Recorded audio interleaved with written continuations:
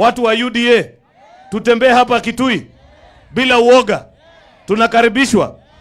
Sababu mimi najua, mimi nataka siasa ambaye ni ya Kenya mzima. Sio siasa hii ya ukora ya kuanzia Athi River na unamalizia pale Mali. Hata unasema Kenya yako imeisha na unasema unataka kuwa rais. Rais wa nani? Na siasa ya Athi River mpaka hapa. Tafadhalini bana, ambia mimi, in fact nimezungumza na viongozi, hata rafiki zangu wa Wiper, akina senator mwenzangu Enoch Kio. Nimemwambia mimi nataka kukuona kule kwetu Rift Valley.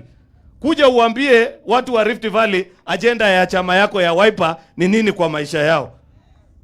Hiyo ndio Kenya ambaye tunataka. Mimi naye nikuje hapa Kitui niseme sera zetu za UDA ambazo mnajua. Mwananchi mwisho atachagua.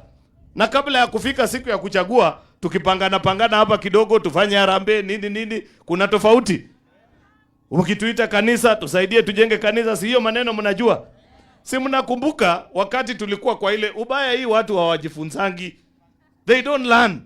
Wakati tulikuwa kwa campaign ile ingine, wakati Mheshimiwa Rais Ruto alikuwa anatembea hapa Kitui, anatembea Kenya mzima akizunguka, walikuwa wanamchekelea, wanamuita tanga. Mwisho ni Ruto ama ni hao walilia? Si Ruto alitawala? Hii ya saa hii naona bado wanacheza na ile formula ya zamani. Waambie watu ni digital. Watu wanajua dunia vile inaenda. Hii siasa ya pesa 8 ya kuweka watu kwa gunia kama viazi.